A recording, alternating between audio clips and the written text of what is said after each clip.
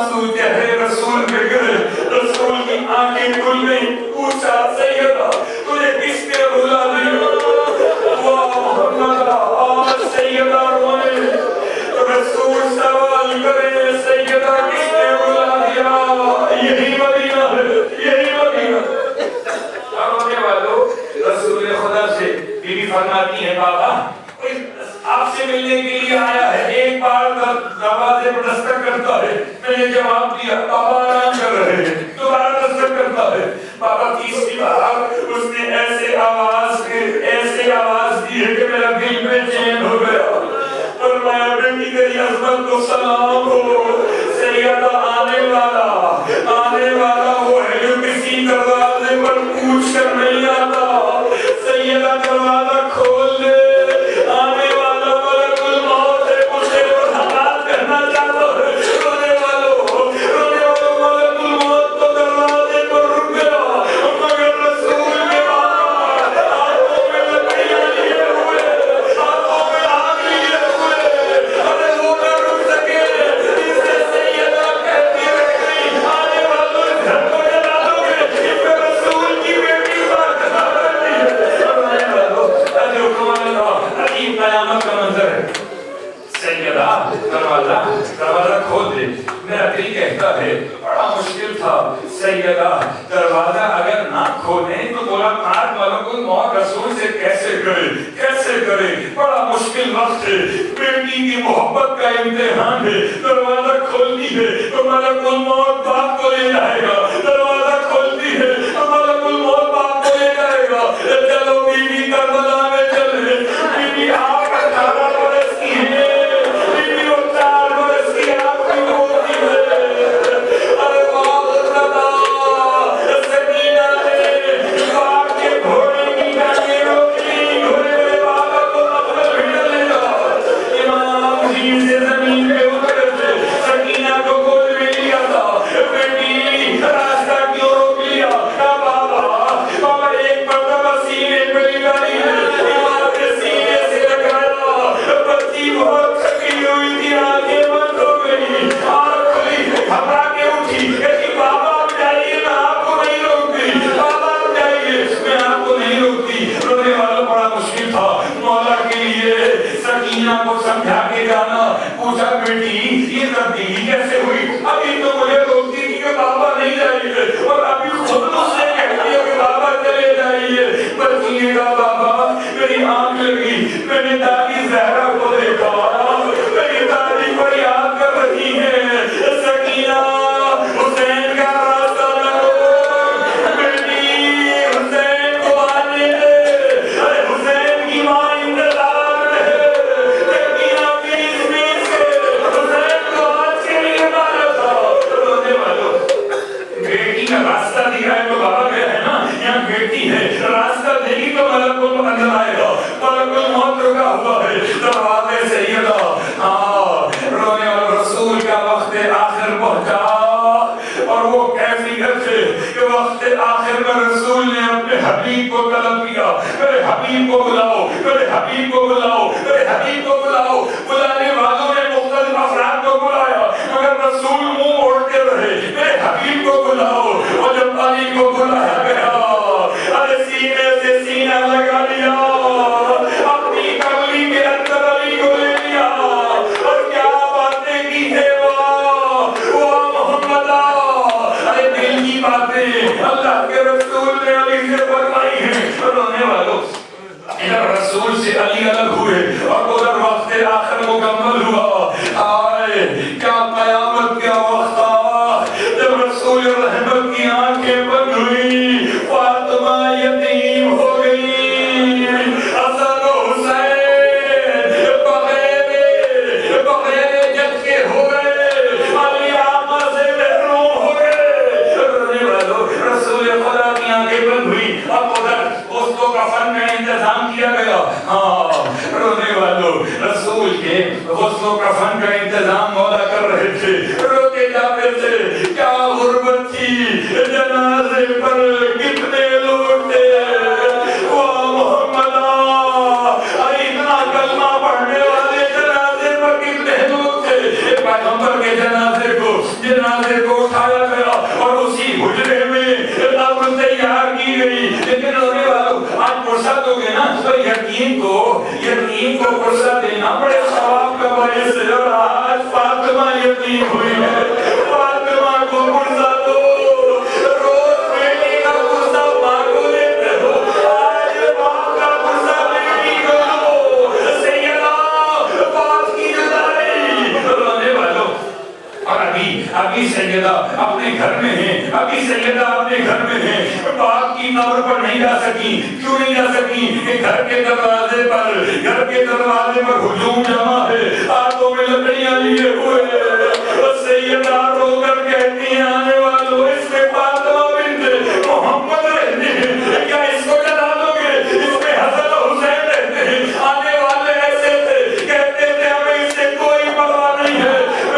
سکیہ کربلا میں خیمے جلے, وہ کربلا تھی, بی بی ذرا پلٹ کے دادی کو دے, حضرت مدینے میں گھر جلایا گیا.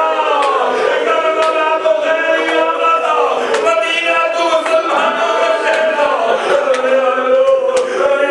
مسلمان کیسے تھے؟ نہ آواز سنی سیدہ کی, دروازہ جلایا گیا. جلتے ہوئے دروازے کو اس طرح سے ہجوم نے پیچھے دھکیلا کہ پیچھے دیوار تھی, آگے دروازہ تھا, درمیان میں محمد کی بیٹی. لوگ تو کرسی کے لیے آتے ہیں نا, جب کوئی انتقال کر جاتا ہے, لوگ کرسی کے لیے آتے ہیں. اگر رسول کی بیٹی کے دروازے پر کرسی کے لیے کوئی نہیں آئے تو گھر جلانے کو آئے. دروازہ گرایا گیا, سیدہ بیچ میں اس طرح سے رہ گئی کہ فرمایا میں مجھے سنبھالو, میرا موسم شہید ہو گیا. وہ حضور بتا رونے والوں, بس بقین نے سنو, قیامت کا منظر ہے, قیامت کا منظر ہے. سیدہ ہوش میں نہیں ہے, سیدہ کے بند ہو گئی ہیں. علی کو گھر سے لے کر چلے, ارے پرسا دینے کوئی نہ آیا, جنازے کو اٹھانے کوئی نہ آیا, گلے میں رسی باندھنے چلے آئے, علی کو لے کر چلے. اور ادھر سیدہ کو ہوش آیا ہے تو ایک ہی سوال کیا, اپنے محسن کا سوال نہیں کیا. پوچھتی تھی آئینہ اپنی, میرا چچا کا بیٹا کہاں ہے, آئینہ ابو الحسن کیا ہوئے؟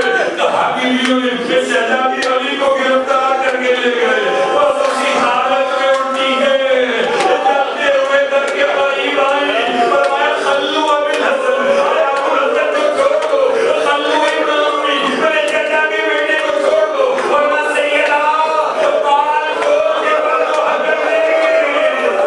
بالوں کا جملہ زبان پر آیا, مدینہ پہنچ گیا. رونے والوں, یہی سلمان روتے ہوئے امام کے پاس پہنچے. مولا سیدہ کو دعا کرنا چاہتی ہیں سلمان سے. امام نے فرمایا جاؤ سلمان, جا کر کہہ دو, رسول کی بیٹی سے کہہ دو سلمان یہ بددعا نہ کرے, ورنہ بابا کی عمر برباد ہو جائے گی. صبر کرے. جب پیغام ملا سیدہ نے سر جھکا لیا.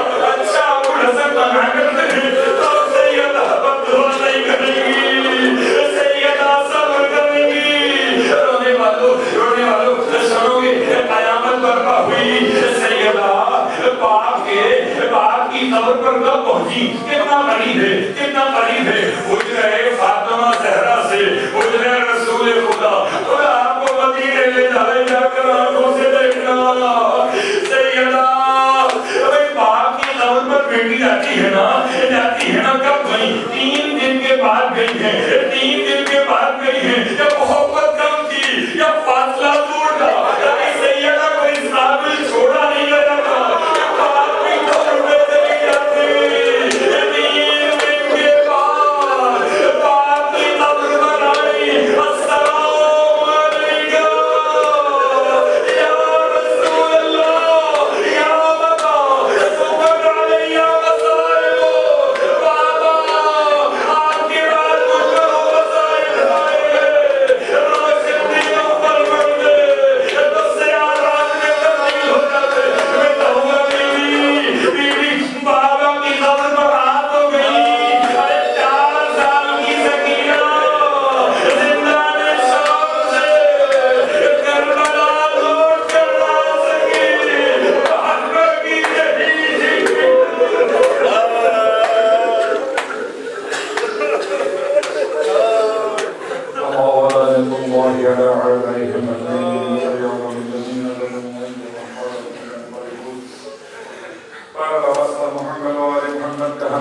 عبادت کو اپنی بارگاہ میں قبول فرما.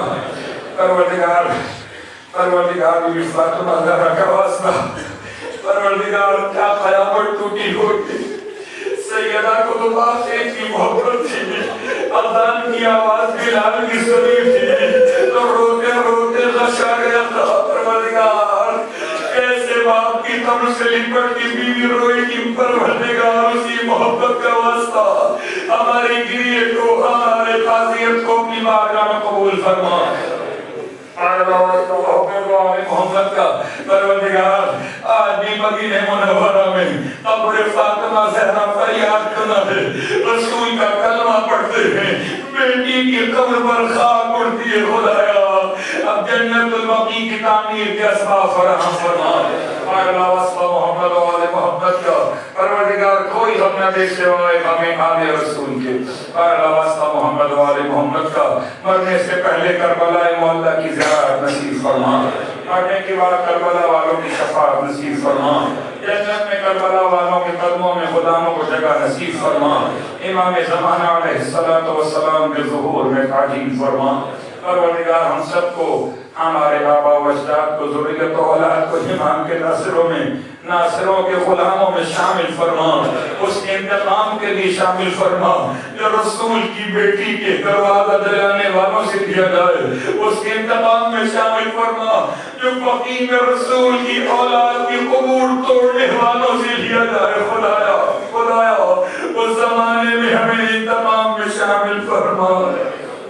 ربنا تقبل منا إنك أنت السميع العليم بجاه محمد وآله المعصومين برحمتك يا أرحم الراحمين.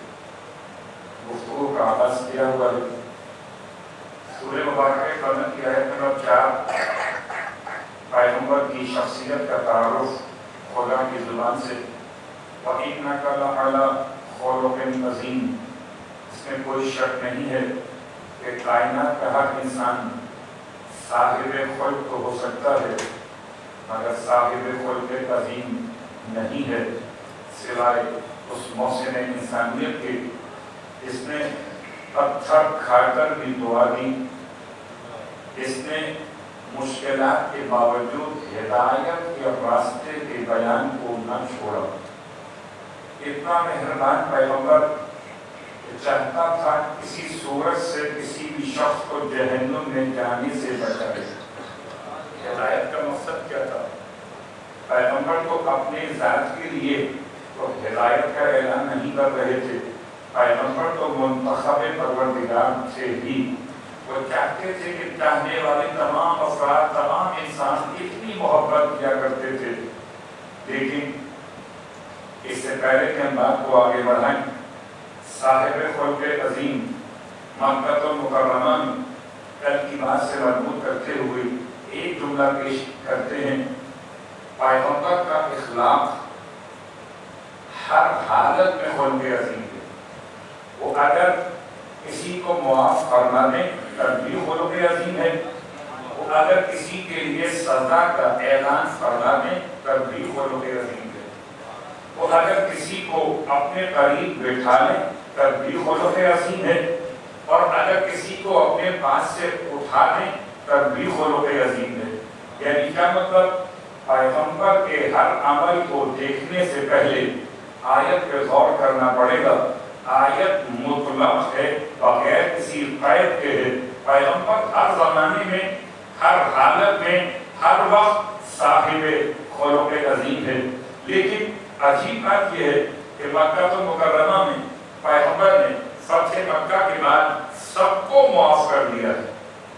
سب کو معاف کر دیا ہے، الا کچھ نام ایسے تاریخ نے بیان کیے کہ جن کا بیان کرنا لازم سا محسوس ہوتا ہے، تاکہ پہچانا جائے کہ پیغمبر صرف محبت کی بنیاد پر ہی صاحب خلق عظیم نہیں ہے، بلکہ پیغمبر اگر کسی کو معاف نہیں کرتے تب بھی صاحب خلق عظیم. جواب پڑھیں محمد علیہ محمد.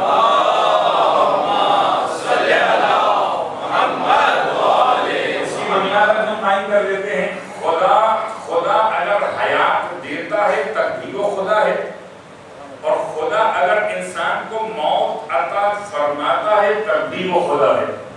یعنی اس کی محبت خداوندی میں نہ شک حالت حیات کی مناسبت سے اور نہ اس کی محبت میں شک عطائے موت کے عنوان سے. تبارک الذی بیدہ الملک، سورہ مبارکہ ملک ابتدائی آیات کی تلاوت. تبارک الذی بیدہ الملک وَهُوَ عَلَى كُلِّ شَيْءٍ قَدِيرٌ الَّذِي خَلَقَ الْمَوْتَ وَالْحَيَاةَ لِيَبْلُوَكُمْ أَيُّكُمْ أَحْسَنُ عَمَلًا. خدا دونوں ہی چیزوں کو عطا کرنے والا ہے، موت بھی اور حیات بھی. جیسے خدا موت اور حیات عطا کر کے بھی خدا ہے، ایسے پیغمبر معاف کر کے اور سزا کا اعلان کر کے بھی صاحب خلق عظیم ہیں. اور اب مکہ المکرمہ میں پیغمبر نے کس کو معاف نہیں کیا؟ ایک خاص نام بیان کر کے، اور ہم آگے بڑھ جائیں گے. حبار ابن اسود، حبار ابن اسود یہ شخص وہ ہے کہ جس کو پیغمبر نے معاف نہیں کیا. حالانکہ پیغمبر کی معافی کا ہم نے بتائی تھی کہ مجمع جمع ہے مکہ المکرمہ. اللہ کے رسول کا مکے میں داخل ہونا رات کے اندھیرے میں نہ تھا، رات میں لشکر تو پہنچ چکا تھا، مگر آپ نے مکے کے باہر اسٹے فرمایا، قیام فرمایا. جب دن نمودار ہو گیا، اللہ کے رسول کی احتیاط دیکھیے. اگر رات میں مکے میں داخل ہوتے تو آج کا مورخ تعصب میں لکھتا کہ رات میں حملہ کیا مکے والوں کو تو موقع ہی نہ ملا. لہذا پیغمبر نے رات میں باہر قیام کیا، دن میں مکے میں داخل ہوئے. جب داخل ہوئے تو ہاتھ میں سفید پرچم اپنے علمدار کو دیا. اور اگر کوئی غلط فہمی کی بنیاد پر یہ اعلان کرنے لگا کہ آج انتقام کا دن ہے، رسول نے اس کو روک دیا. یہ حسن اخلاق پیغمبر تھا، آپ نے اس کو روک دیا. اور پھر پرچم اسلام کا علی ابن ابی طالب علیہ السلام کے ہاتھ میں دے کر یہ اعلان کروایا کہ آج کا دن رحمت کا دن ہے. پیغمبر کے آنے کا دن رحمت کا دن ہے، اور رحمت کے دن میں کسی ایک کے لیے سزا بھی. پڑھنے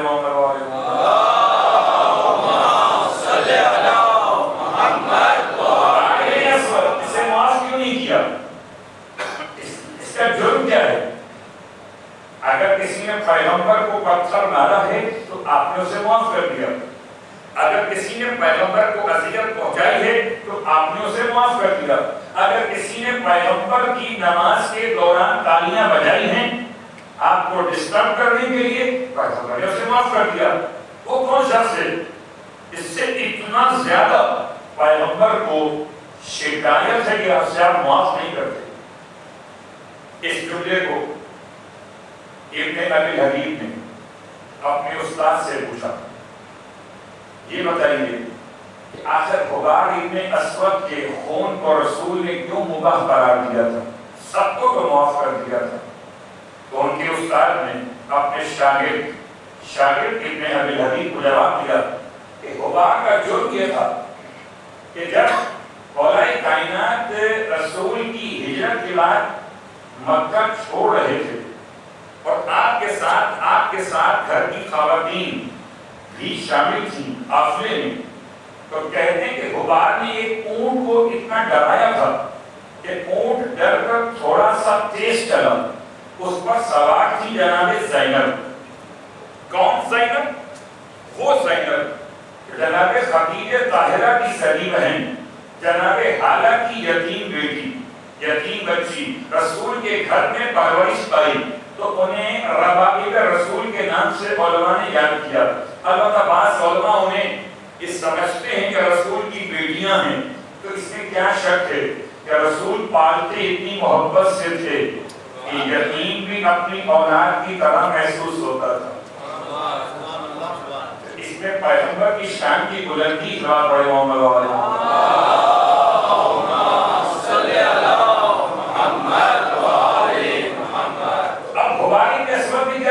اونٹ کو تھوڑا ڈرا دیا. اونٹ ڈر گیا، نیزے کی نوک دکھائی، اونٹ تھوڑا تیز دوڑا اور اس کے دوڑنے کی بنا پر زینب کا سن و سال کیا ہے؟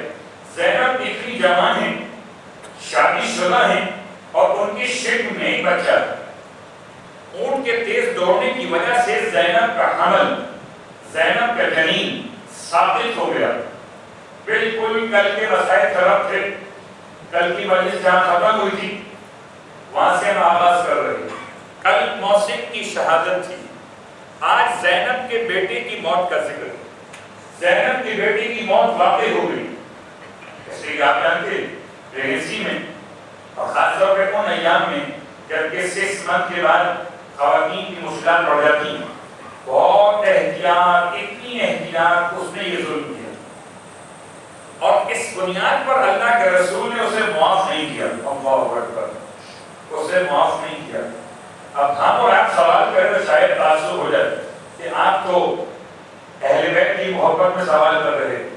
خود ابن ابی حبیب نے اپنے استاد سے پوچھا، استاد اگر رسول اسے معاف نہیں کرتے تو جناب زینب کے اونٹ کو بھڑکا دے اور اس کے بھاگنے سے زینب کا حمل ثابت ہو جائے تو کیا ممکن ہے رسول اسے معاف کر دے؟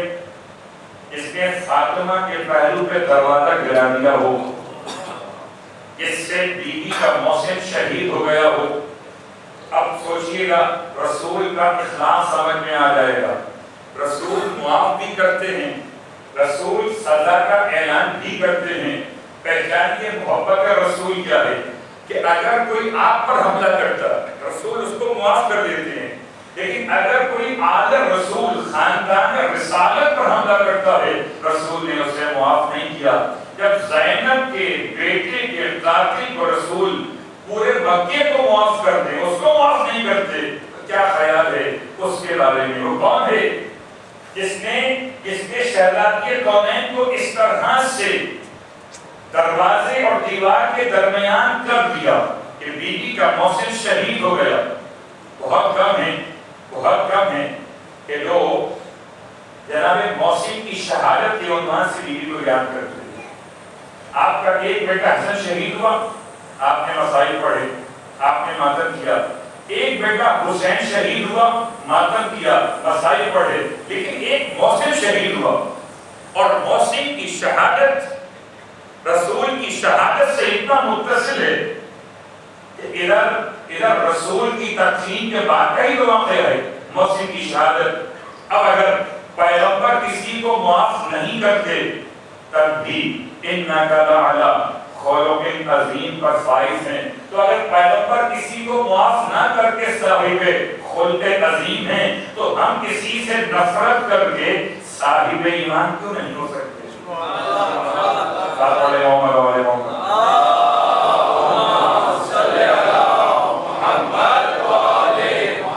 لیکن اخلاقیات کی بات نہیں، آج ہم نے تھوڑا سا آگے بڑھنا ہے اور پیغمبر کو خدا نے وصیتیں کی ہیں اس سے آج آغاز کرتے ہیں اور پھر منسلک کریں گے اپنے عنوان پر اوصانی ربی بتسع، اوصانی ربی بتسع، پیغمبر فرماتے ہیں مجھے پروردگار نے وصیت کی 9 باتوں کی۔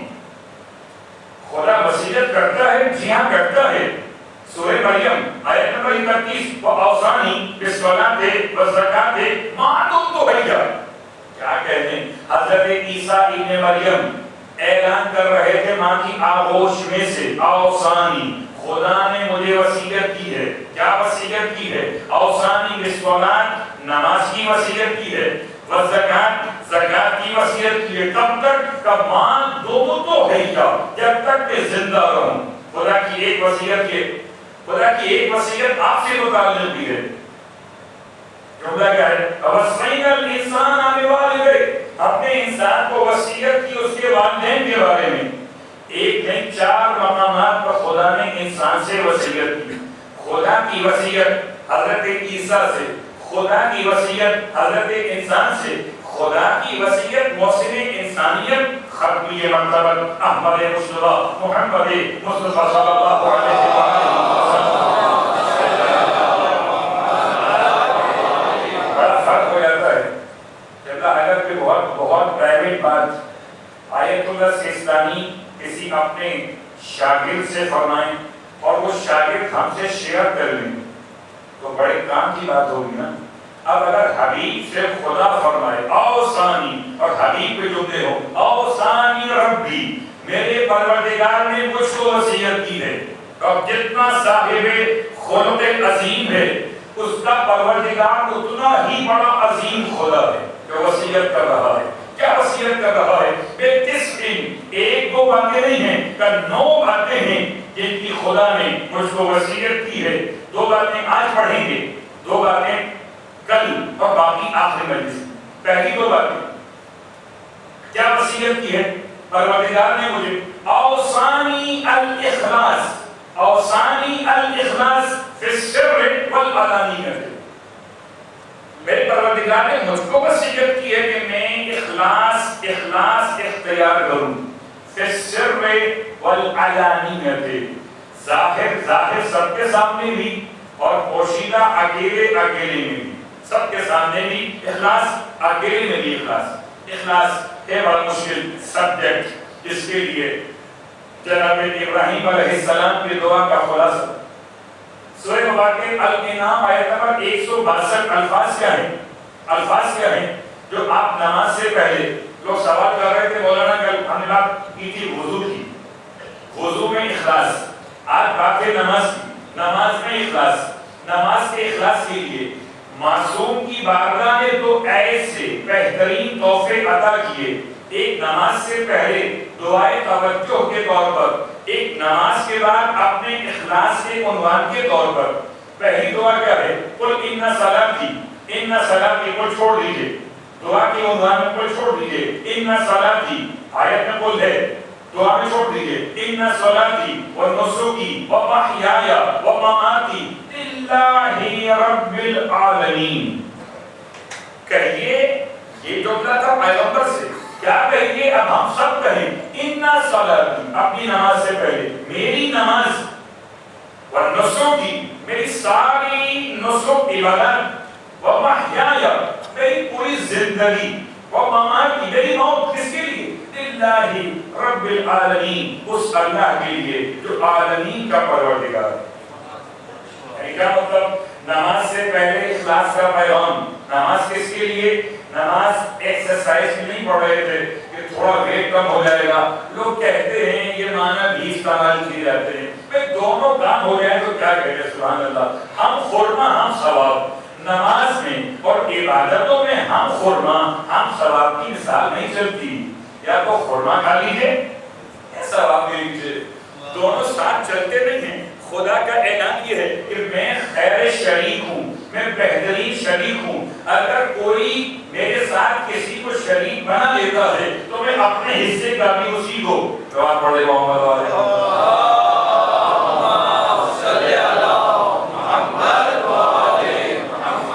اخلاص کے لیے نماز سے پہلے دعائے توجہ. ایک نصولات ہم اخلاص میں اخلاق میں داخل کیسے ہو گئے؟ ہم بات کر رہے تھے خلق عظیم کی.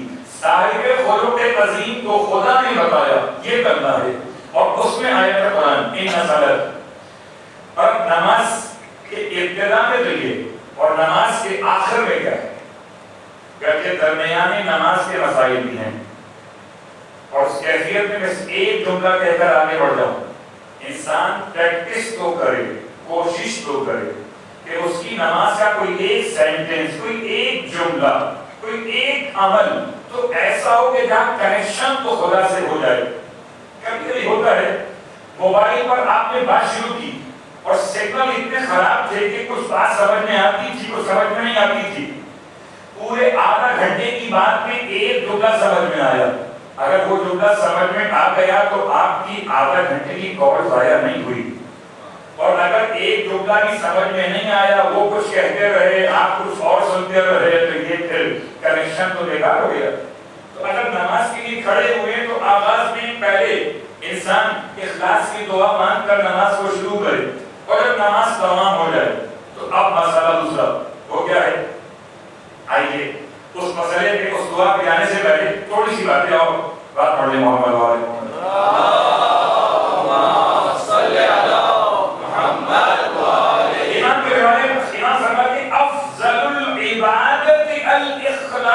بہترین عبادت اخلاص ہے. اخلاص کی تعریف تو امام نے افضل عبادت کے نام سے کر دی، مگر موقع حاصل کیسے ہوگا؟ ارشاد فرماتے معصوم کہ کوئی شخص عبد مخلص نہیں ہو سکتا، اخلاص کرنے والا بندہ نہیں ہو سکتا جب تک کہ حتی یسیر المرء ہو والذم عندہ سوا، جب تک کہ مذمت اور تعریف اس کے نزدیک برابر نہ ہو جائے. تھوڑی سی مشکل بات ہے، شاید کہ آسان ہو جائے. یعنی مذمت اور تعریف، مدحت اور مذمت جب تک برابر نہ ہو جائے تب تک انسان مخلص نہیں ہو سکتا. یہ کیسے ہوگا؟ اور کون سی مذمت اور کون سی مدحت؟ امام فرماتے ہیں یاد رکھو اگر خدا کے نزدیک تم قابل تعریف ہو تو لوگوں کی مذمت تمہیں نقصان نہیں پہنچاتی، اور اگر تم خدا کے نزدیک قابل مذمت ہو تو لوگوں کی تعریف تم کو فائدہ نہیں پہنچاتی. خدا کے نزدیک منزلت کا مرحلہ لوگوں سے متعلق نہیں ہے. لوگ چاہے مذمت کریں، لوگ چاہے تعریف کریں، اس کو ہم کہتے ہیں دعائے مطلع کے عنوان میں کہ مولا متقیان علی بن ابی طالب علیہ السلام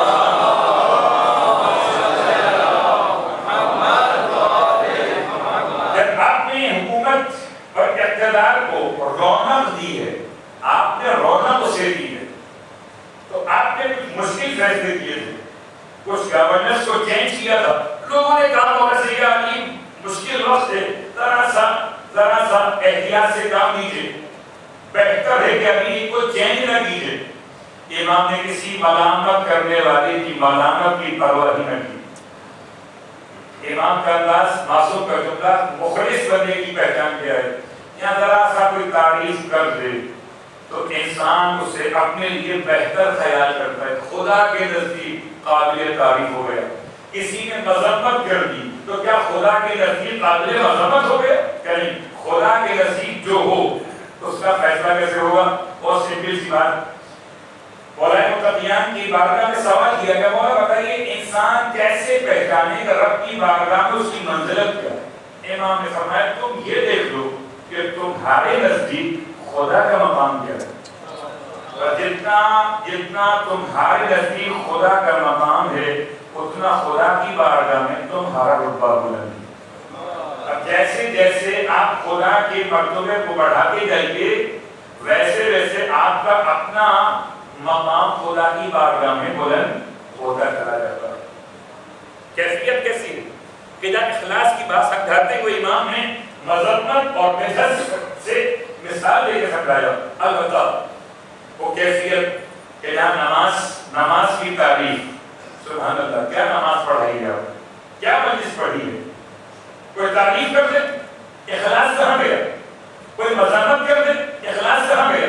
اخلاص کو تلاش کرنا ہے تو آغاز میں ایک دعا اور اختتام پر ایک دعا. اختتام پر دعا کیا ہے، اس کو سمجھانے کے لیے تھوڑا سا رحمت دوں گا.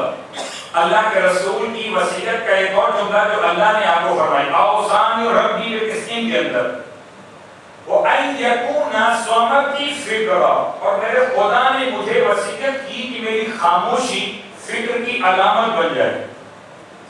اس میں لفظ فکر کا استعمال نماز کے بعد فکر کیا ہو کہ نماز کی تعریف ہو گئی، نماز کی مذمت ہو گئی. گرچہ اس تعریف و مذمت کو چھوڑتے ہوئے ذرا سا ہم لفظ فکر پر آگے بڑھیں اور وہ دعا پڑھنے لگیں. وہ دعا کیا ہے جس سے انسان کی فکر نماز کی تبدیل ہو جاتی ہے. اللہم الہی ھذہ صلاتی صلیتھا لا لحاجت منک الیہا لا لحاجت فیک الیہا ولا رغبت منک الیہا الا تعظیما وطاعتا واجابتا لک الی ما امرتنی بہ. اللہم لا تؤاخذنی. لا، اس سے پہلے جو اور ہے، الہی ان کان فیہا خلل اور نقص من رکوعها اور من سجودها فلا تؤاخذنی فلا تؤاخذنی وتفضل علی بالقبول والغفران. نماز کے بعد یہ دعا، خدایا جو نماز میں نے پڑھی ہے یہ صرف میں نے تیری خاطر پڑھی ہے.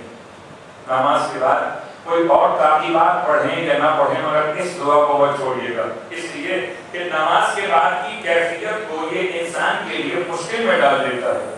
شیطان مردود، پروردگار جو نماز میں نے پڑھی ہے نہ اس میں کوئی حاجت طلبی ہے تیری بارگاہ سے، نہ اس میں کسی شے کی رغبت اور لالچ ہے، بس تو پڑھی ہے تعظیماً اطاعتاً اجابتاً، جواب دینے کے لیے میرا حکم تھا. پروردگار اب میری کوتاہی اگر رہ گئی ہو، ان کا نفیہ خلل، اس میں اگر کوتاہی ہو، نقص ہو تو خدایا تو معاف کر دینا، مواخذہ مت کرنا. پروردگار میری جانب سے میری نماز کو قبول فرما لینا. آغاز کیا ہے، ان صلاتی و نسکی و محیایا. اختتام کیا ہے، ھذہ صلاتی صلیتھا. کیوں ہوا، کیوں کیسی ہے؟ کچھ لوگ نماز پڑھ کے حاجت طلب کر رہے ہوتے ہیں صرف دنیا کے حوالے سے، فکر کی بات، اور فکر میں محمد و آل محمد صلوات.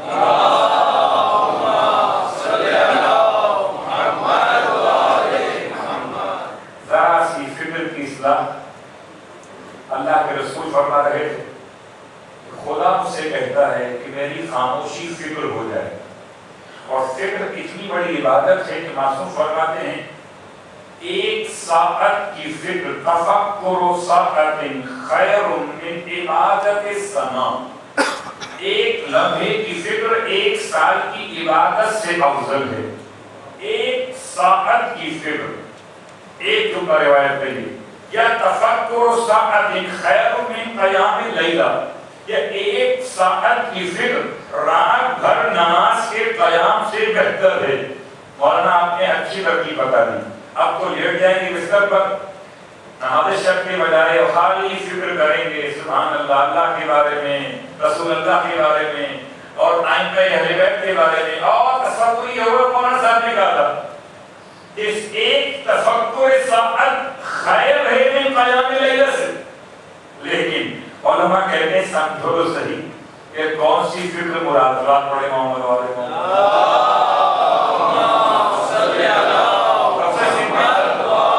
اگر ایسی کوئی عبادت ہوتی تو پھر آبا خانیوں کو گورا کہنے کا مسئلہ مشکل ہو جاتا.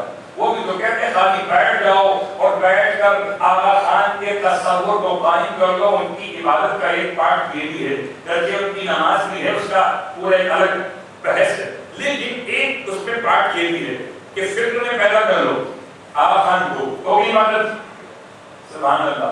آج کا مومن بھی چاہتا ہے ایسا کام ہو کہ بس سوچ لوں اور عبادت ہو جائے. تفکر ساعت بستر پہ نہیں ہوتی. امام فرماتے ہیں جاؤ قبرستان میں, جاؤ قبرستان میں. ہمارے علماء علی مثال دیتے ہیں کہ گھر میں فکر کرنا اور بات ہے, قبرستان میں جا کر قبور کو دیکھ کر فکر کرنا اور بات ہے. پہلے وہاں فکر کرو گے تو تین سوال کرنا. دیکھیے ہم چلے ہیں اخلاص سے, نماز کے بعد کی دعا سے, فکر کی منزل پر, اور تین سوال کون سے؟ بچے بوڑھے بولتے نہیں ہیں, جملہ کہوں کبھی کبھی زیادہ نہیں بولتے. اچھا مثالیں لیجیے آپ. بھائی آپ نے سلام کیا قبرستان میں, جواب ملا آپ کو؟ نہیں ملا نا. تو اگر کوئی زندہ سلام کا جواب نہ دے تصور کر لیجیے جیسے اہل قبور کو سلام کرتے ہیں, جواب کا انتظار نہیں کرتے. جواب پڑے محمد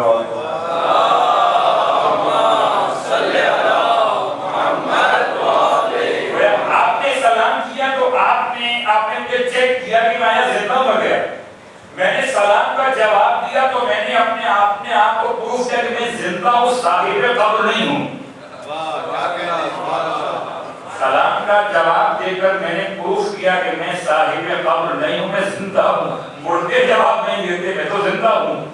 خیر قبرستان آپ پہنچے, آپ نے سلام کیا, جواب نہیں ملے گا. تین سوال کرنے ہیں, جواب نہیں ملے گا. اگر جواب نہیں ملے گا پھر بھی تفکر ہو جائے گا. پوچھیں قبرستان والوں سے, پوچھیں اہل قبور سے. بڑا مجمع ہے, اتنے لوگ ہیں کہ ہر دن ادھر بھرے ہوئے, اور اتنے خاموش ہیں, کسی کی آواز نہیں آتی, نہ غیبت ہوتی ہے, کیا عمدہ ماحول ہے. آپ پوچھیں اینہ ساکن کا قبرستان, یہ تو بتا کہ تیرے رہنے والے کہاں ہیں. قبرستان یہ تو بتا کہ تیرے بنانے والے کہاں پر ہیں, یہ تو بتا. اے صاحب قبر کس حالت میں ہے. کبھی قبر کی کیفیت پر ملاحظہ کیجئے. امام فرماتے ہیں اگر انسان اپنے جیسے انسان کو دفن کرتے ہوئے ایک بار سوچ لیتا تو اسے کبھی کسی ہدایت کی ضرورت پیش نہ آتی. تفکر ساعتن, یہ حدیث پڑھنا آسان ہے. تفکر ساعتن خیر من عبادت سنہ. کیا فرق کیا پڑتا ہے اس کا؟ آئیے فرق. اگر فکر غلط ہو جائے تو عبادت تو انسان کی ضائع ہو جائے. فکر کی غلطی کہاں پر ملے گی آپ کو؟ سب سے پہلے شخص سے مایوس کون ہے؟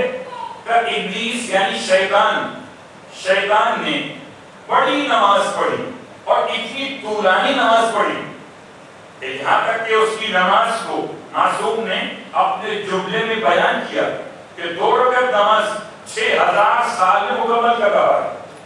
اور اس نماز کے بعد اس کی فکر کیا ہے؟ جب خدا نے اسے ایک سجدے میں نکال دیا تو اس نے خدا سے مانگا. گویا خدا سے مانگتے ہوئے شیطان کی اگر فکر بعد میں صحیح ہوتی, تکبر کے بعد اگر فکر صحیح ہوتی تو کیا مانگتا؟ اس نے کیا مانگا؟ اس نے کہا مجھے قیامت تک کی زندگی دے دے تاکہ میں تیرے بندوں کو بہکاؤں. اگر شیطان, علماء کہتے ہیں اگر شیطان خدا سے جنت مانگ لیتا تو دعا پڑے وہاں پر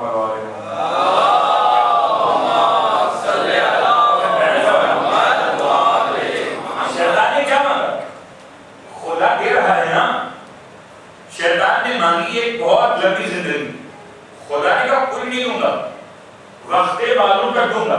تو اگر شیطان پوری جنت مانگتا تو عین ممکن ہے خدا اس سے یہ کہتا کہ میں تجھے جنت میں ایک پلاٹ دے دوں گا. فکر کی اصلاح ہوتی تو یہ مانگتا نا. اگر فکر صحیح ہو تو انسان اشتیاق جنت رکھتا ہے, اور اگر فکر صحیح نہ ہو تو دنیا ہی مانگتا ہوا دنیا سے چلا جاتا.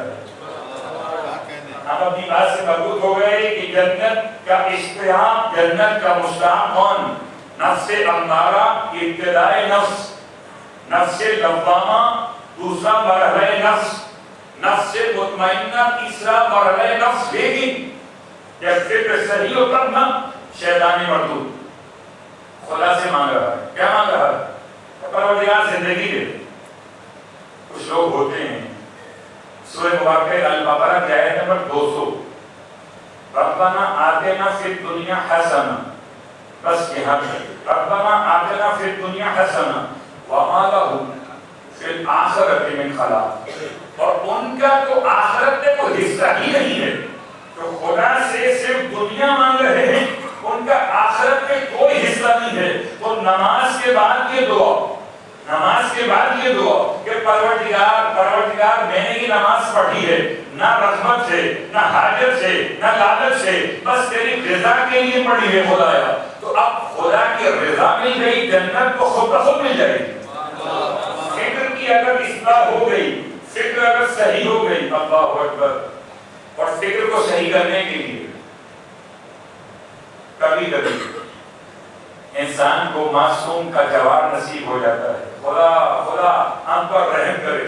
ہمیں تو محرم اور سفر کے عنوان میں ہر مجلس ادا کے بہانے سے فرش ادا پر معصوم کی قربت کا احساس دلایا جاتا ہے. آئیے میں فکر کی اصلاح کے لیے آپ کو گھیر کر لے آیا اس مقام پر کہ جہاں شام کا رہنے والا ایک شخص امام حسن مصطفیٰ علیہ السلام کے پاس پہنچا.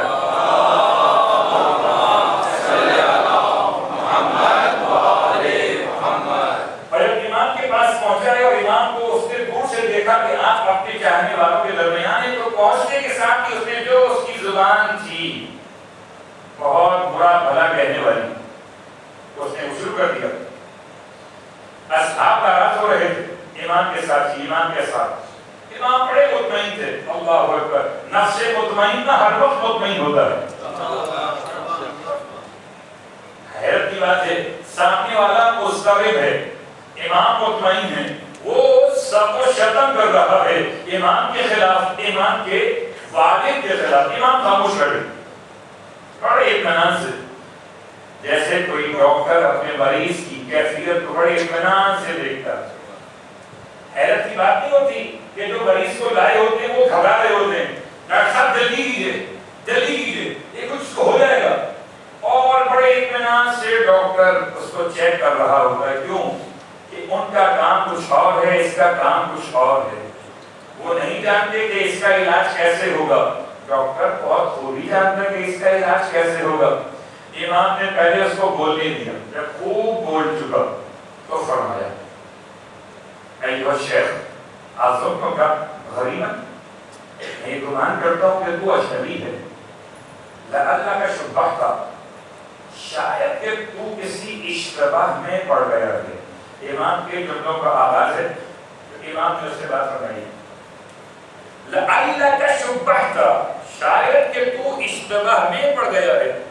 تو نے جو مجھ کو برا کہا ہے، میرے والد کو برا کہا ہے، تو شاید اشتباہ میں پڑ گیا ہے. یہاں تک کوئی امام نے ایک بدا فرمائی، پھر فرماتے فَلَوْ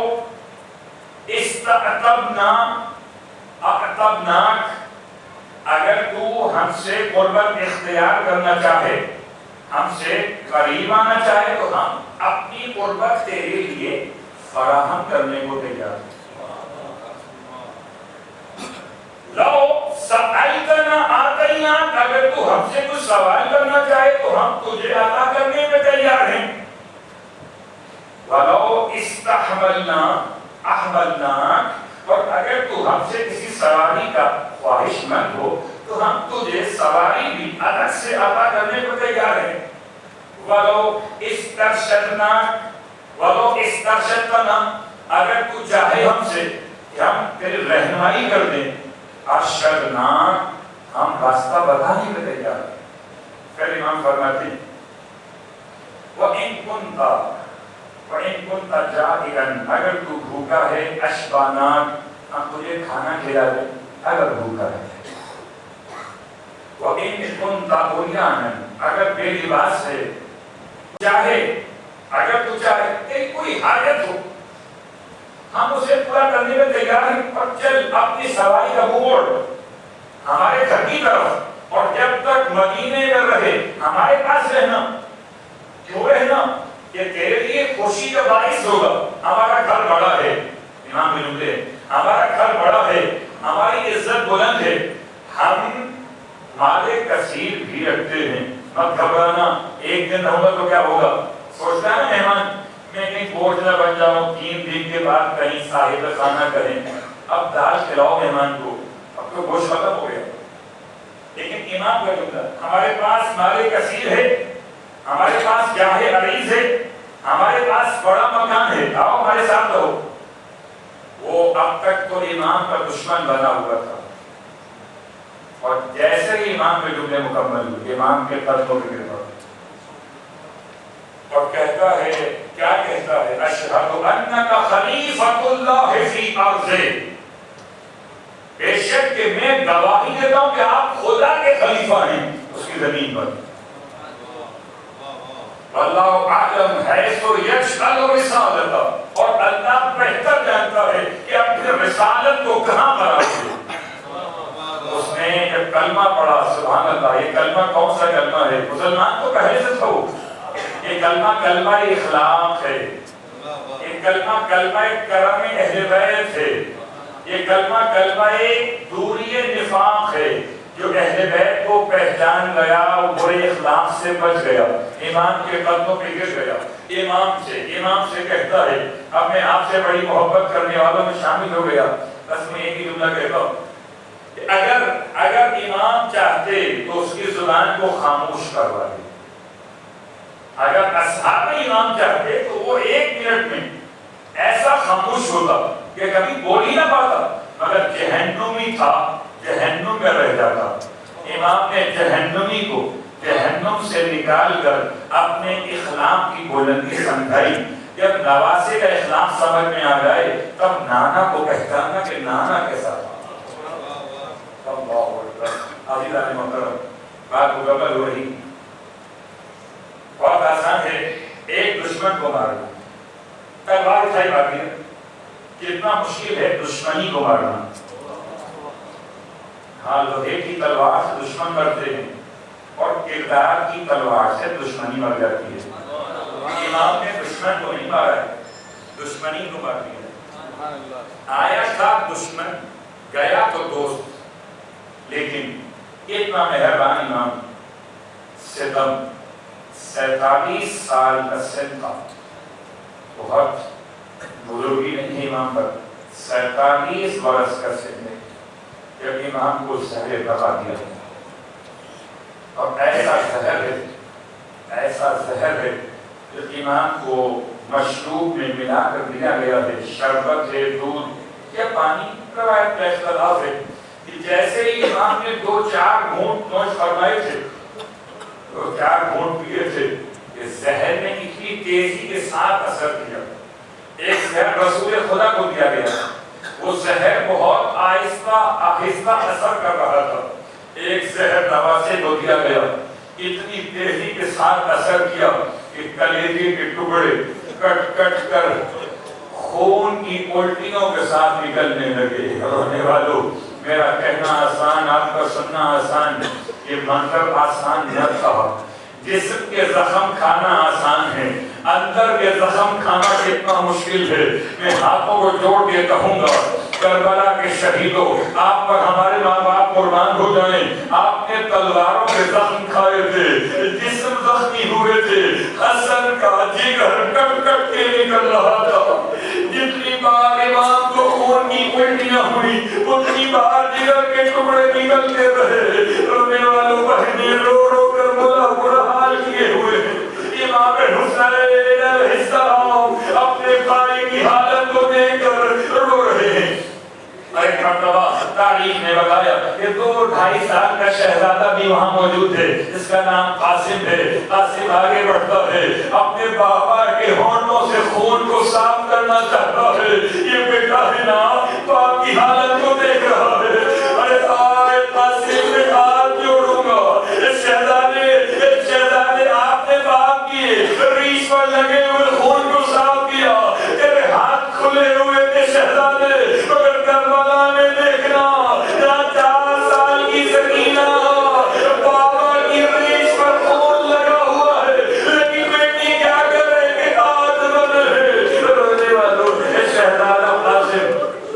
امام کے قریب موجود ہے اور امام وصیتیں تمام فرما رہے ہیں. سب کو امام نے جمع کیا, امام حسن نے سپرد کیا ہے, امام حسن نے سپرد کیا, امام حسن نے امام حسین نے سپرد کیا. سب کو جمع کر کے حسین بھیا آپ کے حوالے ہے. اور مولا حسین کا سارے کھاتے بھیا میں چھوڑ کے جا رہے ہیں. ارے بابا چلے گئے, نانا چلے گئے, اماں چلی گئی, ارے جنت کے جوانوں کا سردار حسین اکیلا رہ گیا. اور امام حسن اپنی مصیبت میں نہیں روتے, حسین کی مصیبت میں روتے یہ کہہ کر حسین سے بھیا ہم اگر انتقال کر گئے تم تو ہونا, ہمیں غسل کا فن تو ملے گا, لیکن لا یوم کا یوم کا یا ابا عبداللہ, لیکن بھیا جیسا بھی تجھ پر آئے گا ایسا بھی تو کسی پر نہیں آئے گا. رونے والوں وصیتیں ہوتے ہوتے امام نے ایک چھوٹی سی تحریر لکھی ہے جو امام نے قاسم کے لیے لکھی ہے. وہ میں فروا کو بلایا, یہ قاسم کے بازو پر باندھ دو. لکھا کیا تھا, یا بنی قاسم ادرک امک الحسین, بیٹا قاسم اپنے دادا حسین کا ساتھ نہ چھوڑنا.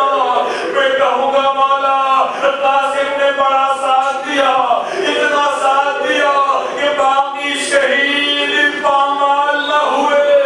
اکیلی لاش حسین رہ جاتی, لیکن ساتھ دینے کے لیے قاسم کی لاش پامالی کے ساتھ اپنے چچا کے ساتھ دے رہی تھی. رونے والوں امام حسن نے وصیتوں کو تمام کیا اور وہ وقت قریب پہنچا جب کائنات کا وہ امام رخصت ہوا. ارے جو مسکینوں کو کھانا کھلاتا تھا, جو غریبوں کو امداد کیا کرتا تھا, ارے جو بھوکوں کے پیٹ بھرا کرتا تھا, اس امام کے جنازے کو تیار کیا گیا.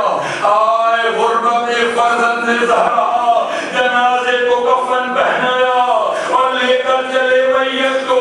روتے ہوئے اہل خانہ کے ساتھ ساتھ عزادار چلے. جیسے ہی جنازہ رسول کے روزے پر پہنچا, رونے والوں آج جب میں مدینے میں آنے والی میتوں کو دیکھتا ہوں, ایک کے بعد ایک میت آتی ہے, رسول کے روزے پر آتی ہے, نماز جنازہ میتوں کی پڑھی جاتی ہے. مجھے میتیں دیکھ کر رسول کا نوازہ یاد آتا ہے. آج کی میتیں احترام سے اٹھائی جاتی ہے. واہ قربتا رسول کے نوازے کی میت. ظالموں نے اس طرح 3 مسائل ہیں. امام حسین فرما رہے تھے کہ اپنے بھائی کو دفن کرنے نہیں لایا, بلکہ نانا کی قبر کی آخری زیارت کو لے کر پہنچے ہیں. مگر ایک نہ سنی گئی. یہ کون ہے سامنے آنے والا جو کہتا ہے کہ میں اپنے حجرے میں دفن نہ ہونے دوں گا, میں اپنے حجرے میں دفن نہ ہونے دوں گی. یہ وہ خاتون ہے کہ جو ہاتھوں میں تیر لیے ہوئے افراد کی نمائندگی کر رہی ہے. رونے والوں ایک مرتبہ تیر برسائے گئے. خدایا اگر تمہارے ہاتھوں میں پھول نہ تھے میت پہ ڈالنے کے لیے تو خاموش رہ جاتے. مگر ظالموں نے تیر برسائے, اتنے تیر برسائے کہ جنازے کو واپس آنا پڑا. واپس جب لے کر آئے بہنوں نے, میت ایک بار اٹھتی ہے, 2 مرتبہ نہیں اٹھتی. میت دوبارہ گھر میں آئی ہے. امام نے بہنوں کو بلایا, آؤ بہنوں آؤ تیر نکال لو. میں کہوں گا شہزادیوں آج ہاتھ کھلے ہوئے تیر نکال لیجیے. ارے کل ایک بھائی تیروں سے چلنے اور ملے گا, مگر ہاتھ بندے ہوں گے تیر نکالنے کے لیے, ہاتھ کھلے نہ ہوں گے. رونے والوں آخری جملہ, امام حسن کے جنازے کو دوسری بار حسین نے اٹھایا. عباس علمدار بھی ساتھ ساتھ تھے. شاید یہی سبب ہوا ہوگا کربلا میں بھائی نے بھائی سے کہا تھا میرے لاشے کو خیمے میں لے کر نہ جائیے گا. ارے 2 مرتبہ حسن کے جنازے کو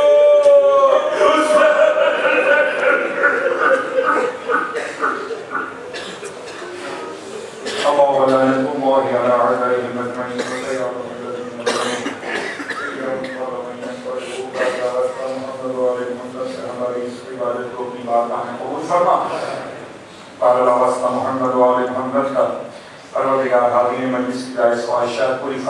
امام حسن کا واسطہ پروردگار اتنی رات میں امام حسن کے مسائل پڑھے گئے مگر روشنی تو ہے قبر حسن پر تو اندھیرا چھایا ہوا ہے ٹوٹی ہوئی قبر حسن مشتبہ ابھی تک فریاد کر رہی ہے اور نہیں کر سکتے وہاں پانی ڈالنے کے لیے عزاداروں اپنے آنسو بہا کر ہی پرسہ پیش کرو خدایا مرنے سے پہلے باقی کی تعمیر شدہ شکل دکھا دے خدایا واسطہ محمد و آل محمد کا کوئی ہم نبی سوائے ہمیں آل رسول کے اگلا واسطہ محمد و آل محمد کا کریم اہل بیت امام حسن علیہ السلام کا واسطہ وسط رزق عطا فرما تمام مشکلات کا خاتمہ فرما امام زمانہ علیہ السلام کے ظہور میں تعجیل فرما ہم سب کو ہمارے آبا و اجداد کو ذریت و اولاد کو ایمان کے ناصروں میں شامل فرما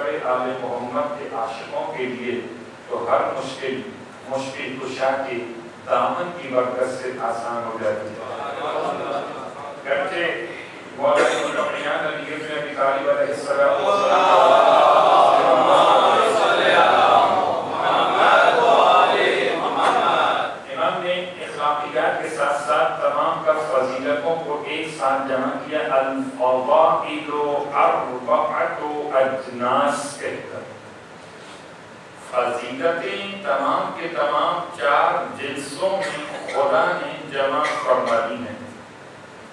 الحکمت، جن میں پہلی ہے حکمت، اور قیامها فی الفکرۃ، اس کا قیام، اس کا وجود انسان کی فکر سے متعلق ہے. اگر بالکل ابتدا سے غور کیجیے اخلاقیات کے باب میں حکمت کا بیان آ چکا، اور کل ہم نے فکر سے اپنی بات کو اختتام کیا تھا، اور آج فکر کے لفظ سے آغاز کر رہے ہیں۔ امام رحمۃ اللہ الحکمت قوامها فی الفکرۃ، فکر میں حکمت سب سے بڑی فضیلت ہے۔ اگر فکر میں حکمت نہ ہو، نگاہوں میں عبرت نہ ہو، زبان پہ ذکر نہ ہو، آنکھ میں شرم و حیا نہ ہو، سماعت پر پیغام ہدایت نہ ہو، تو انسان گمراہ ہے۔ امام نے حکمت کو بیان کیا الفضائل اربعۃ اجناس کے کر، ان میں پہلا حکمت، دوسرا العفت وقوامها فی الشہوۃ، فضیلت چار جنسوں میں جمع ہے، ایک عفت میں ہے۔ عفت کا قیام انسان کی خواہشات کے اندر ہے، خواہشات کا ہونا عیب نہیں ہے، خواہشات کا بغیر عفت کے ہونا عیب ہے۔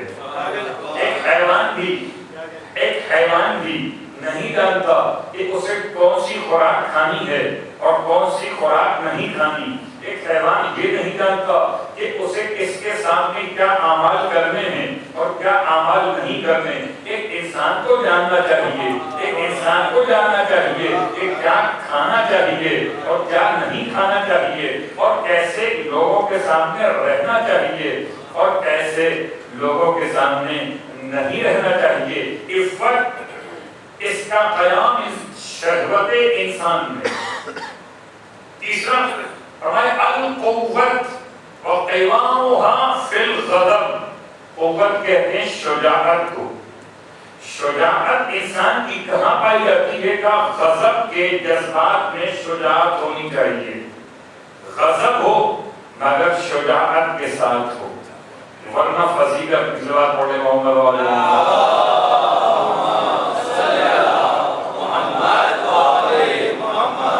تینوں ہے۔ چوتھا العدل وقوامها فی اعتدال النفس، اور یہ کہاں رہتا ہے؟ کہ نفس کے حد اعتدال کو عدل کہتے ہیں۔ اور اسی عدل سے بات کو آگے بڑھاتے ہوئے کل ہم نے آپ کی خدمت کا روکا تھا اوصانی ربی، اوصانی ربی، رسول فرما رہے تھے مجھے میرے پروردگار نے وصیت کی ہے بے 9 باتوں کی۔ کل ہم نے 2 بیان کی تھی، آج 2 سے آگے بڑھنا ہے۔ اوصانی ربی، الاخلاص کل بیان ہو چکا، الاخلاص فی السر والعلانیہ کل بیان ہو چکا۔ اوصانی ربی ان یکون سمتی فکرہ، یہ کل بیان ہو چکا۔ اوصانی ربی، اور میرے پروردگار نے مجھ کو وصیت کی، کس کی؟ العدل، العدل فی الرضا والغضب، خدا نے مجھ کو وصیت کی ہے کہ میں عدل سے کام لوں، خوشی کا موقع ہو تب بھی، غصے کا موقع ہو تب بھی، غم و غصہ تو عدل سے کام لوں۔ عدل کیا ہے؟ عدل کی تعریف کیا ہے؟ عدل کا پیغام کیا ہے؟ سبحان اللہ، انہیں تو خوب معلوم ہے جن کے عقیدے میں بھی عدل شامل ہے۔ سبحان اللہ، کیا سمجھیں گے جن کا عقیدہ ہی عدل سے خالی ہو، وہ عدالتیں کیا بنائیں گے؟ ہم تو آغاز عدل کرتے ہیں کہ عقیدہ خدا سے شروع ہوتا ہے، توحید کے نام پر خدا کی طرف اور بڑھتا ہے تو عدل تک پہنچا دیتا ہے۔ اور اب آئیے خدا نے خود عدل کے بارے میں جو پیغام دیا، سورہ مبارکہ نحل آیت نمبر 90، الفاظ کیا ہیں؟ ان اللہ یأمر بالعدل والاحسان وایتاء ذی القربى وینہی عن الفحشاء والمنکر والبغی یعظکم لعلکم تذکرون۔ ترجمہ کیا ہے؟ خدا حکم دیتا ہے، ان اللہ یأمر، اللہ حکم دیتا ہے کس بات کا؟ العدل، ایک ہے عدل، ایک ہے احسان۔ میں ترجمہ نہیں کر رہا، عدل کا ترجمہ بھی نہیں کر رہا۔ ایک ہے عدل، ایک ہے احسان، ایک ہے اپنے رشتہ داروں سے ایتاء ذی القربیٰ، ان کے پاس آنا اور جانا۔ ایتاء، آقا کیا سے ایتاء، ان کے پاس آنا اور جانا، ملاقات کرنا۔ وینہی عن الفحشاء، خدا روکتا ہے فحشا سے، منکر سے، کھلے گناہوں سے، چھوٹے گناہوں سے۔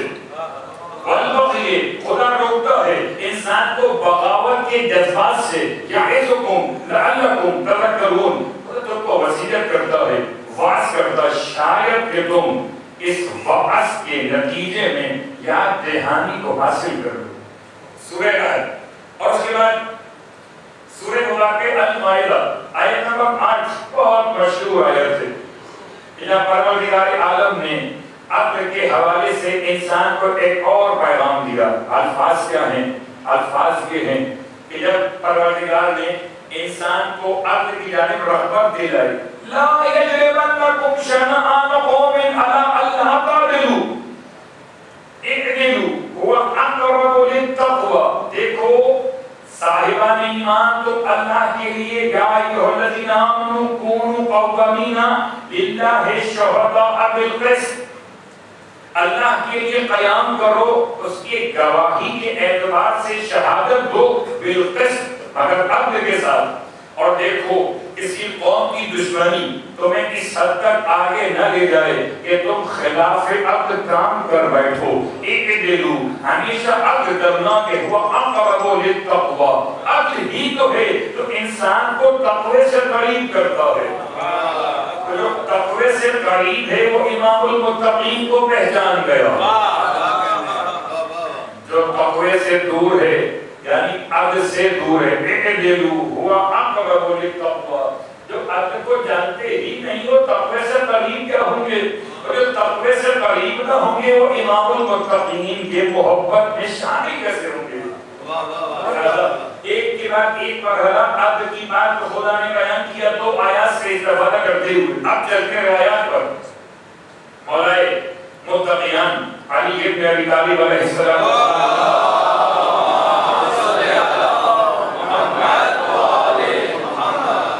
ترجمہ عدل کا نہیں کر رہا، صرف روایات کو آیات پڑھ رہا۔ من عامل الناس، جو شخص لوگوں سے معاملات کرتا ہو، فلم یظلمہم، اور پھر ان معاملات میں ظلم نہ کرتا ہو، نمبر 1۔ ومن حدثہم فلم یکذبہم، لوگوں سے بات تو کرتا ہو اگر لوگوں سے بات میں جھوٹ نہیں بولتا ہو، معاملہ کرتا ہو ظلم نہیں کرتا، معاملے میں بات کرتا ہو مگر جھوٹ نہیں بولتا ہو، وَوَعَدَهُمْ فَلَمْ يَخْلِفْهِمْ، وعدہ کرتا ہو اور وعدے کی خلاف ورزی نہ کرتا ہو، یہ شخص کون ہے؟ کہ یہ وہ ایک کاملت مروت ہو، اس کی مروت کامل ہو گئی۔ مروت کا ترجمہ اردو میں گاڑی، اردو میں جوان مردی، اس کو آسان اردو میں کہتے ہیں شخصیت مکمل ہو گئی۔ کاملت مروت ہو، اس کی شخصیت مکمل ہے۔ ظاہرت عدالت ہو، اس کی عدالت ظاہر ہو گئی۔ عدالت تین باتوں سے ظاہر ہے، معاملہ ہو ظلم نہ ہو، قول ہو کذب نہ ہو، ٹھیک ہے، اور تیسری بات کا وعدہ ہو خلاف وعدہ نہ پڑے۔ محمد علیہ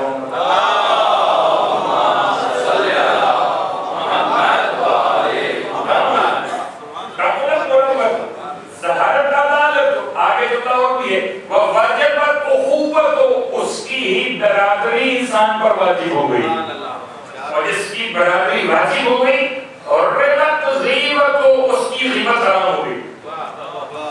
یعنی تین کام آپ نے کیے، چار تحفے امام نے عطا کر دیے۔ تین کام میں نے اور آپ نے کیا کیے؟ معاملے میں ظلم نہ کیا، اپنی کلام میں جھوٹ استعمال نہ کیا، اپنے وعدے میں خلاف وعدہ نہ کیا، تو چار باتیں کیا ملی؟ کہ یہی ہے جامع مرد کامل، یہی ہے جس کی عدالت روشن ہو چکی ہے، یہی وہ ہے جس کی برادری انسان پہ واجب ہو گئی ہے، اور یہی تو ہے جس کی غیبت حرام ہو چکی ہے۔ چار تحفے امام نے تین باتوں کے بعد عنایت فرمائے، لیکن ذرا سی زحمت اور ہے عدل کو سمجھنے کے لیے۔ ابھی تک میں نے عدل کا ترجمہ آسان الفاظ میں نہیں کیا ہے، عدل ہوتا کیا ہے، پھر آیت پڑھنے سے۔ والعدل، امام فرماتے ہیں مولا متقیان علی ابن ابی طالب علیہ السلام نے کہا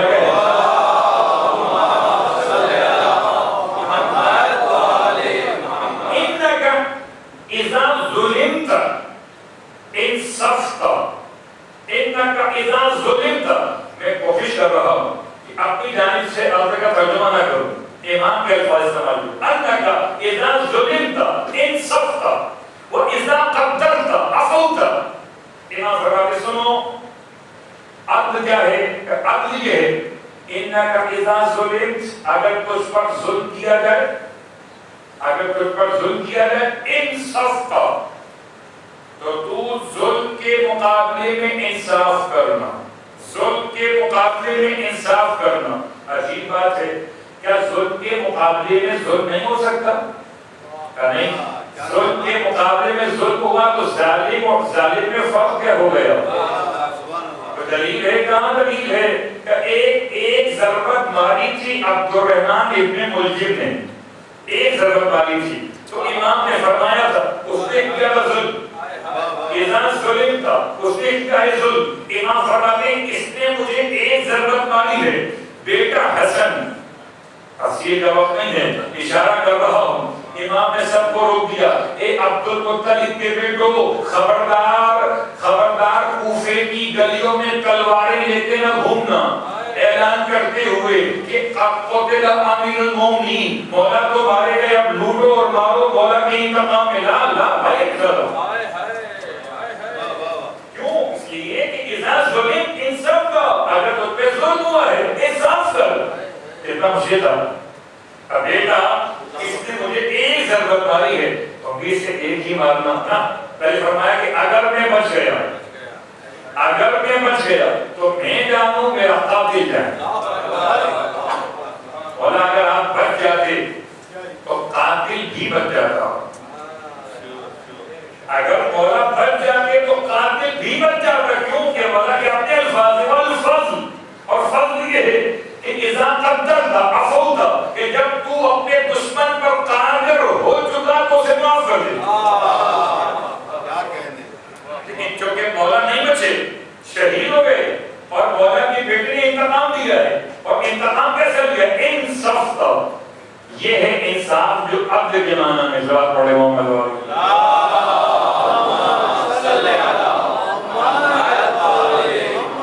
کبھی انصاف عدل کے معنی میں نہیں ہوتا، اور کبھی کبھی انصاف عدل کے معنی میں ہوتا ہے.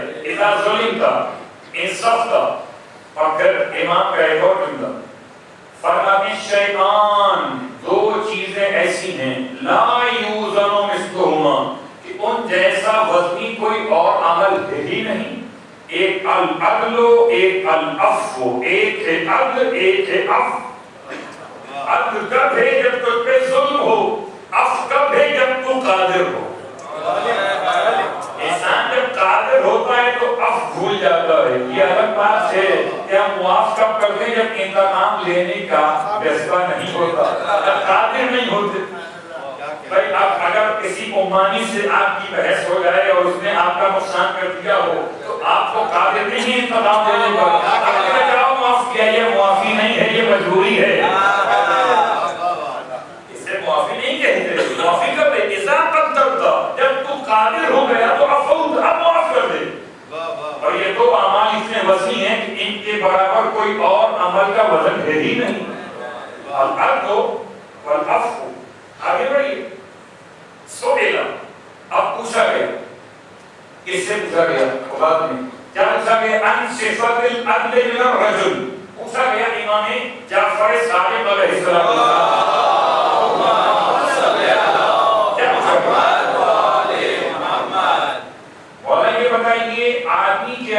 آدمی کے اندر صفت عدل کی تعریف کیا ہے؟ میں عادل ہوں، میرے چہرے پر نہیں لکھا میں عادل ہوں. اوصان ربی، وصیت خدائی ہے، عدل کرنا چاہیے. عدل ہوتا کیا ہے؟ انسان میں عدل کیا ہوتا ہے؟ امام فرماتے فقال، امام نے فرمایا سنو عدل کیا ہے. فرمایا اذا، انسان کی پہچان غض طرفہ عن المحارم ولسانه عن المعاصم وكفه عن المظالم. کہ تین باتوں کا نام عدل ہے. انسان کو عادل دیکھنا چاہتے ہو، تین باتوں کا نام عدل ہے. بہت غور کیجیے گا. پہلے یہ دیکھو کہ انسان کی آنکھیں حرام سے بچتی ہیں یا نہیں. اگر انسان نے اپنی آنکھوں کو حرام سے روکا تو یہ عبد کی پہلی علامت ہے. ہم نے تو آج تک سنا تھا مولوی صاحب عبد خالی یہ ہے، یہ نہیں ہے کہ اپنی آنکھوں کو اذا غض طرفہ، انسان نے اگر بچا لیا اپنی آنکھوں کو عن المحارم، محارم سے. عبداللہ صرف اشارہ کر رہا ہوں، جناب لقمان اپنے بیٹے سے فرما رہے تھے، جناب لقمان نے 400 انبیاء کی خدمت کی، ان کی جوتیاں سیدھی کی ہیں، اور ان سے جو آپ نے تربیت دی ہے اس کا نچوڑ، اس کا خلاصہ اپنے بیٹے سے فرماتے تھے، بیٹا چند باتیں یاد کر لے. ان 4 باتوں میں سے ایک بات سے بیان کر رہا ہوں. بیٹا اذا كنت فی بیت الغیر، جب تو ہو کسی غیر کے گھر میں، فاحفظ عینیک، آنکھوں کو بچا کے رکھ. کفا اللہ اکبر. اچھا یہ تو جملہ جواب کے طور پر بھی ہو سکتا ہے. جواب کے طور پر کیا ہوگا کہ اگر کوئی چاہتا ہے کہ اس کی خواتین پر کوئی نگاہ غلط نہ پڑے تو اسے چاہیے کہ وہ بھی کسی کی خواتین پر نگاہ غلط نہ ڈالے. سبحان اللہ. غزہ آنکھیں بند کر لے، طرف عن المحارم. آنکھ بند کرنے کا مطلب یہ نہیں کہ اندھے ہو جائیں. آنکھ بند کرنے کا مطلب یہ ہے کہ حرام سے بچا لیں اپنی آنکھوں کو. اور لسانہ عن المعاصم، اپنی گناہ، اپنی زبان کو گناہ سے بچا لے. یہ عبد ہے، یہ زبان کا عبد ہے، یہ آنکھوں کا عبد ہے. اور ہاتھ کا عبد کیا ہے؟ کفہ عن المظالم، اپنے ہاتھوں کو بچا لے مظالم سے. اور مظالم میں صرف یہ نہیں ہے، لوگ سمجھتے ہیں شاید ظلم جب ہوگا جب کہ کوئی صاحب اقتدار ہوگا اور اس نے کسی لیبر کا حق مال لیا ہوگا تو ظلم ہوگا. نہیں، ہر انسان اپنے مقام پر حکمرانی کر رہا ہے. وہ الگ بات ہے کسی کے رعایا میں خالی اس کی بیوی شامل ہے، کسی کے رعایا میں بیوی کے ساتھ بچے بھی شامل ہیں، کسی کے رعایا میں بیوی بچوں کے ساتھ گھر کے لوگوں اور بھی شامل کریں. بالکل آسان سی بات ہے کہ ہاتھ گناہوں سے بچاتے. بات پڑھے محمد علیہ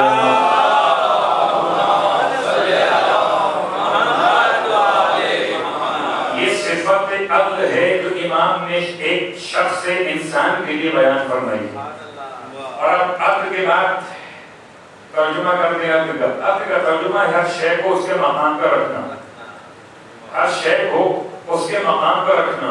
میں کبھی کبھی مجلس میں جب عدل کی مثال دیتا ہوں تو یہ کہہ کر دیتا ہوں کہ میرا امامہ ہے، اس کے ساتھ عدل کیا ہے؟ میں یہاں رکھوں یہ عدل ہے؟ نہیں ہے. میرے پاؤں پر ہے؟ نہیں ہے نا، یہ ظلم ہو گیا. میں نے سوکس کو اتار کے سر پر رکھ لیا، یہ کیا ہوا؟ اور سمپل سی بات ہے. انصاف کا ترجمہ اور ہے. انصاف ہے، انصاف لفظ نکلا ہے نصف سے، آدھا آدھا. شریعت تو انصاف نہیں کرتی. میں مر گیا،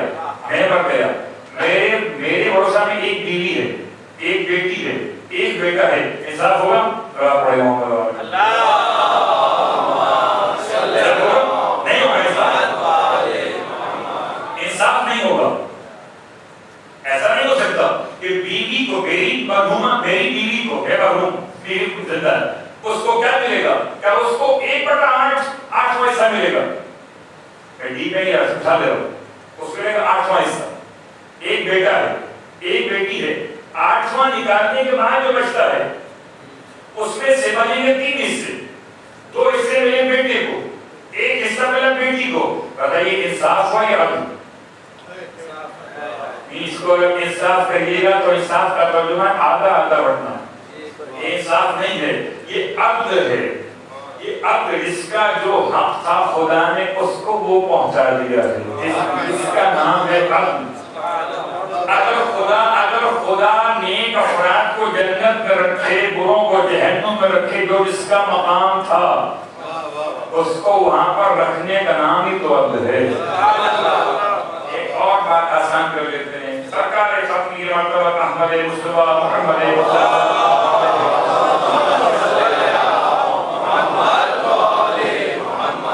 اللہ کے رسول کی بارگاہ میں شب توڑتا ہوا ہے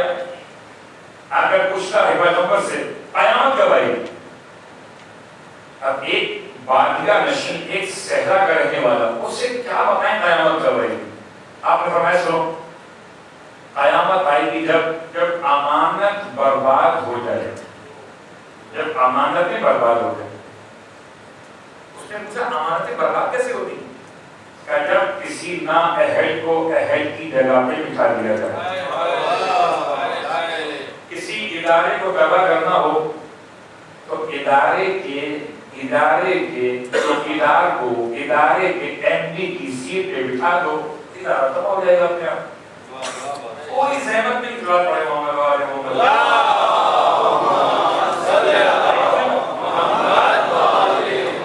اسی کا نام ظلم ہے, اسی کا نام ظلم ہے.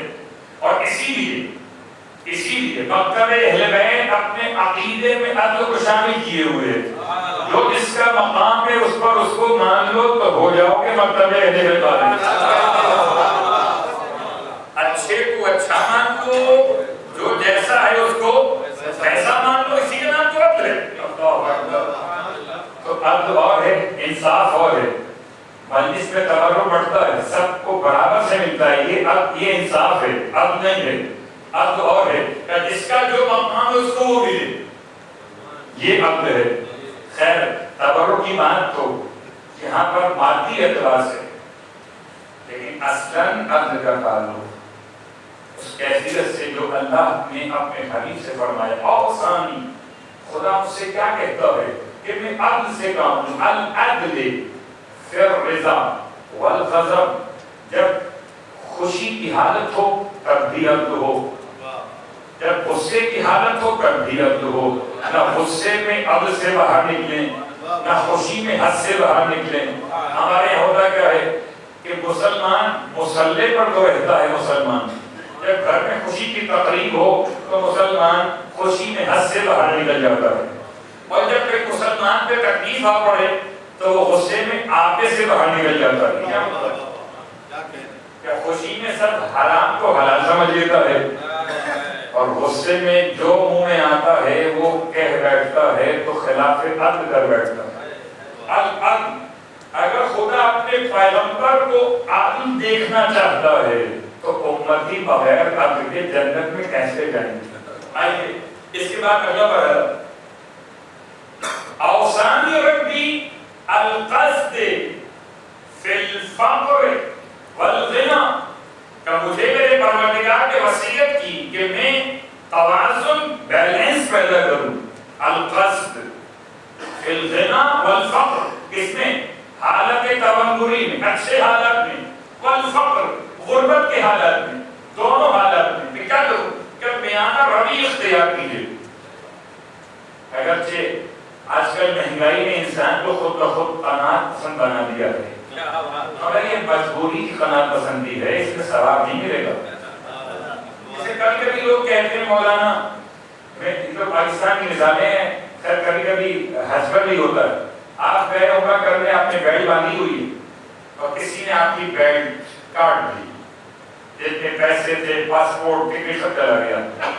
اب لوگ آپ مجھے کہتے ہیں دلاسا, سب کی جب زکات نکل گئی, صدقہ نکل گیا. صدقہ دیا جاتا ہے, ملتا نہیں. صدقہ تو ہاتھ سے دیا جاتا ہے. انما الاعمال بالنیات, وہ نیت کے ساتھ ہوتا ہے, اور پتہ نہیں اللہ ہوتا ہے. یہ جیب کٹ جانے کا نام اللہ. تو یہاں پر اگر میں کہوں کہ مہنگائی نے مجھے قناعت پسند بنا دیا, تو قناعت تو آگے میں عبادت نہیں آئی ہے. والقصد, اس لیے الفاظ ہے والقصد فی الغنى, حالت تونگری ہو, اچھے حالات ہو تب بھی اسراف نہ کرنا. لا تسرفوا, قرآن کا جملہ سورہ آل عمران آیت نمبر 141, لا تسرفوا انہ لا يحب المسرفین. اسراف مت کرنا, تو خدا کو اسراف کرنے والے پسند نہیں ہیں. ابھی ہم اسراف کے ترجمے میں جائیں گے. بات پڑھے محمد علیہ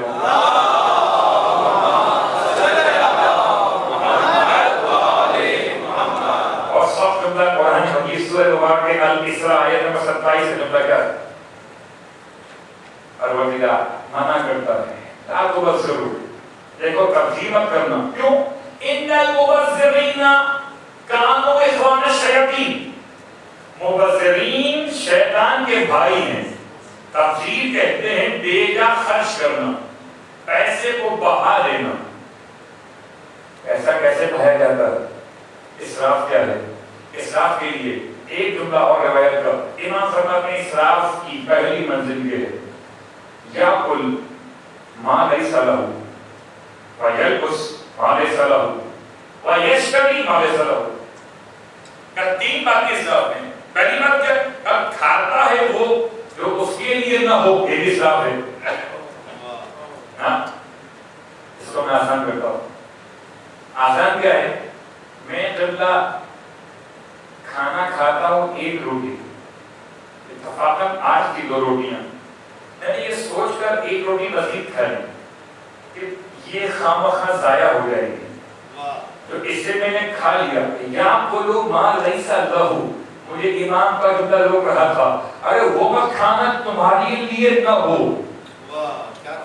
کبھی انسان یہ سوچ کر کھا لیتا کہ بچ کر ضائع ہو جائے گا، ڈسٹ بن میں جائے گا، تو وہ ڈسٹ بن میں جائے گا، وہ بھی اسراف ہے.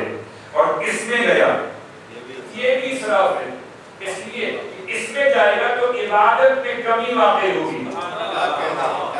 آپ کے جسم کی ڈیمانڈ تھی ایک روٹی، آپ نے جسم کی ڈیمانڈ سے ایکسن دے دیا، زیادہ لے لیا، 2 روٹی کھا لی، کیا ہوا؟ یا بولو ما لیس لہ، وہ کھا لیا جو ہمارے لیے. بات پڑے محمد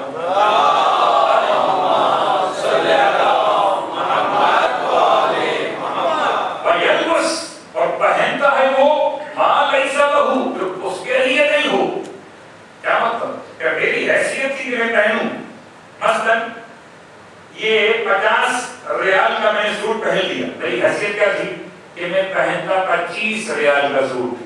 میں نے 25 ریال جو اس میں زیادہ دیے، یلبس ما لیس لہ، میں نے وہ پہن لیا جو میرے لیے پہننے کی اجازت نہ تھی. اسراف ہے. ویشتری، اور تیسری بات بہت خوفناک ہے. یہ تو شاپنگ سینٹر پڑھتے ہوئے بڑا مشکل لگتا ہے. یشتری ما لیس لہ، کیا خریدتا ہے وہ جو اس کے لیے نہ ہو. تو خریدتے ہوئے مال خدا، دولت عطیہ پروردگار. اگر انسان نے حلال سے کمایا ہے، دولت عطیہ پروردگار، مال خدا، خرچ کرنے میں، شاپنگ کرنے میں بھی خیال کرنا کہیں اسراف نہ ہو جائے. یشتری ما لیس لہ، اسراف میں شامل ہے. تو کھاؤ وہ اس کی آپ کو ضرورت ہو، پہنو وہ جو آپ کی حیثیت ہو، خریدو وہ جو آپ کے گھر کی ضرورت. بات پڑے محمد والے.